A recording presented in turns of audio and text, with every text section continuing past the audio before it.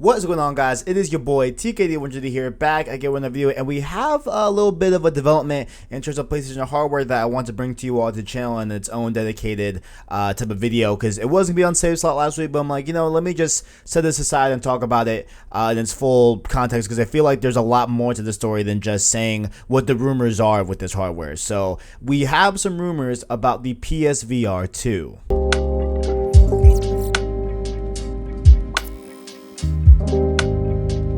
And please don't mind the background, don't mind my hair, whatever. I'm moving rooms. I'm moving I moved to the master bedroom of my apartment, so I'm in the middle of that. So I just wanted to just sit down, take a little break, record this video, and get it uploaded to you all while I still continue to move all my stuff and my whole setup, which will take a long time, over to the new room. So I'm really hyped for that, but that is not the topic at hand. Here we are talking about some rumors here. The link, of course, will be in the description. This comes to us from Games Radar. This came out, I believe, last week around Wednesday or so, almost about a week ago. But they are talking about the next generation PSVR headset and its new capabilities that it will be having. So, of course, the PSVR is a great VR headset. A lot of people love it. Christian on the channel here adores his PSVR and stuff like that.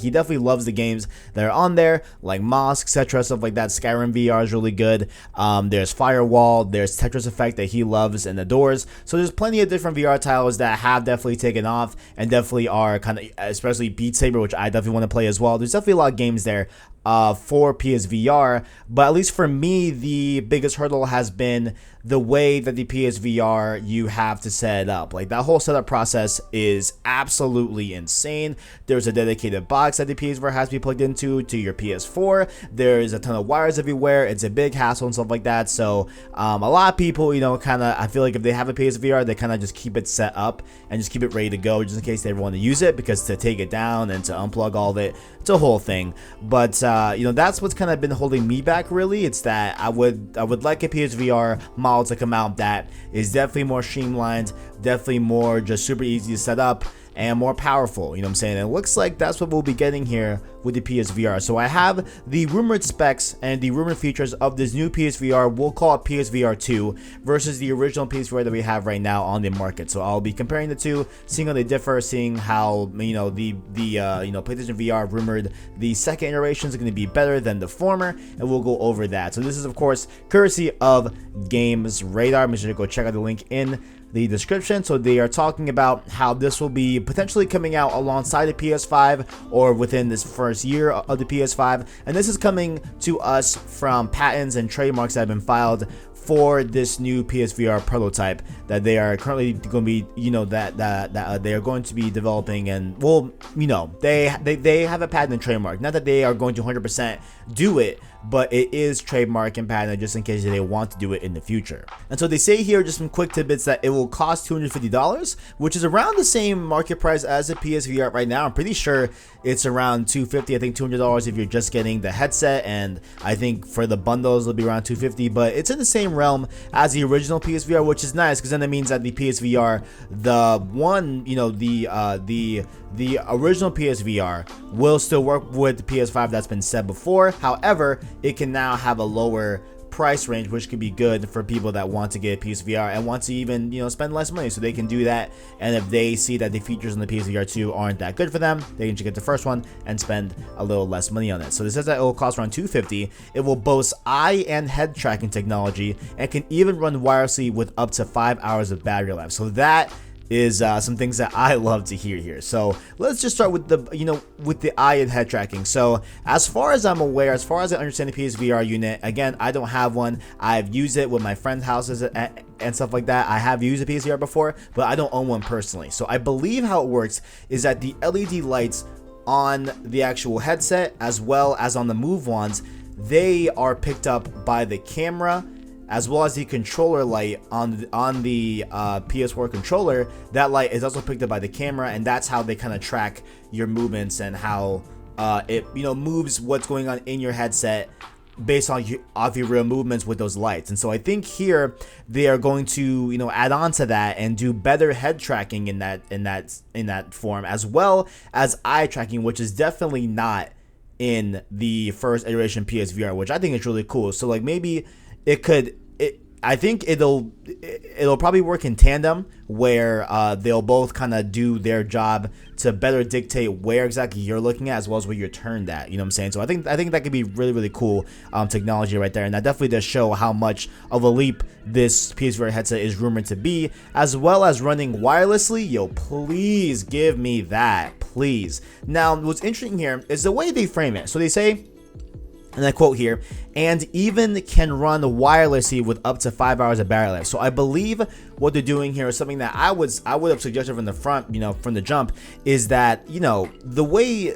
I don't know how much battery life they can fit in that headset, right? Like if they were actually to do just completely 100% wireless, but I do like how it seems like there's going to be an option whether you can do it wireless or plugged in. So maybe if you're going to do like a quick session, if you want to show it to your parents or show it to a friend, you can quickly do the wireless mode and put it on there. Or maybe for the most of the time you would like to just do it wirelessly off your headset, but if you're doing it for a long time, if you're playing a long game and a longer session, you could then plug in your PSVR and have unlimited time to be able to use the PSVR headset, which I think is a really good idea, having that agency to let you choose as opposed to just having a wireless headset that you can only play 5 hours on and then have to dock and charge. If that is the case here, I like the idea, but if it's just wireless, I could see people complaining that, hey, if I want to play for a longer game session, I have to put down my headset eventually and charge it, which is, kind of upsetting, but that is right there. And, people might make the argument that, hey, the Switch has, less battery life and, and stuff like that. But I'll make the case that PSVR, you want to be in there for a long time. You want to be immersed in it. So I could see why they would introduce the option to either do wireless or wired. You know what I'm saying? And moving on, they say that they are aiming for a resolution of 560 by 1440. So currently, the PSVR's resolution is 1920 by 1080 or 960 by 1080. What is going on, guys? It is your boy TKD from the editing desk here, and I did some more digging, and I found that there was a typo in the Games Radar article where they talk about the resolution, and so it said 560 by 1440. Upon looking at other links at inverse.com, they said that the resolution is 2560 by 1440. So 2560 by 1440. That is definitely more looking like the actual resolution of the hardware, and that's what they were talking about when they said 560. I think they forgot the 2 in front. So the resolution will be 2560 by 1440. That definitely seems on par with 1440 resolution.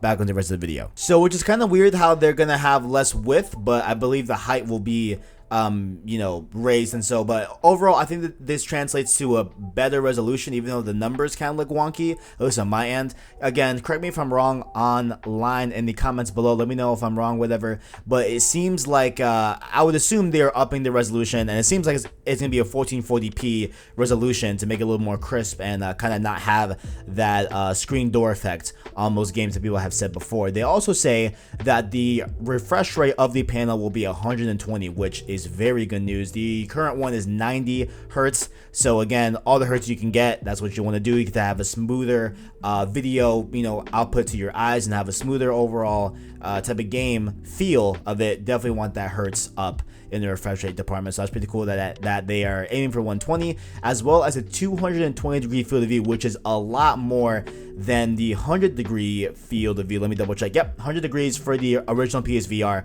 So that's a huge jump, which could be really nice to make you feel more immersed in games, because then you'll be able to have more of a field of view. It's just more area on your PSVR game. Very, very good to hear that there.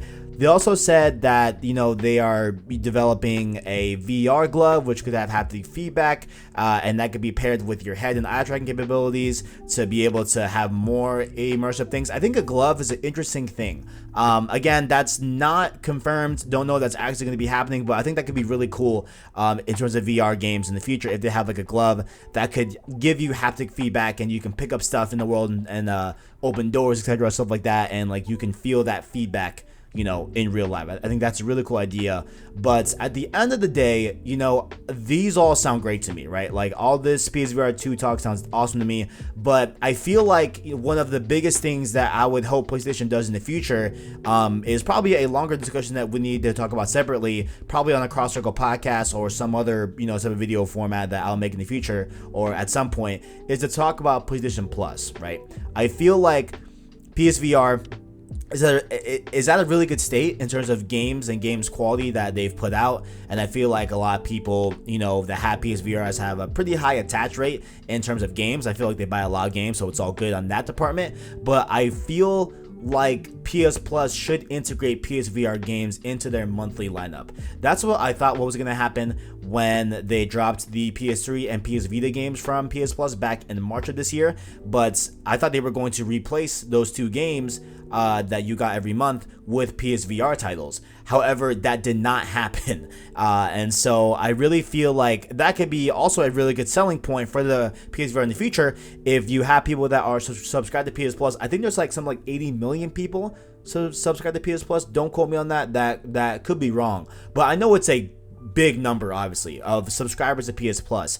But imagine if every month, over the course of your PS Plus, you have a PS4 Pro, you have a PS5, you're chilling, whatever, and then you realize, man, I'm getting all these PSVR games. Might as well go out and get a PSVR and use and be able to play these games that I have on my Plus account for free. So I think that could be a really good way of selling PSVR units as well and really bolstering the platform as a whole. But that's really the feature that I'm waiting to hear about PSVR. As much as this hardware rumors sound great and everything, and again, these are rumors, they are not 100% fact. Take it with a grain of salt. These aren't confirmations. They're just patents and trademarks. Companies do this a ton. PlayStation and Sony do this a lot, where they make patents just to nail down ideas that they come up with and develop, so that if they want to use it in the future, they can. And so that's the feature I'm looking for, is PS Plus integration with PSVR. But most importantly, let me know what you guys think in the comments below about all of these rumors of the PSVR. What do you want in the PSVR 2? Do you like the ideas said here? Do you hate it? What do you want to hear? Let me know all your thoughts down in the comments below. And make sure also, while you are down there, to check out our description, where you can find our Twitter and our Discord links below, as well as our Anchor link, where you can listen to all of our long-form content on the channel on podcast services. So that's Apple Podcasts, Google Play Podcasts, Spotify, etc. You can listen to our Cross Circle podcast, as well as our Road to Part 2 podcast, every week on Mondays and Wednesdays on those podcast services, as well as here on youtube.com/PlayStation Source. If you enjoyed, leave a like on the video, stay subscribed. Thank you for watching, and as always, greatness awaits.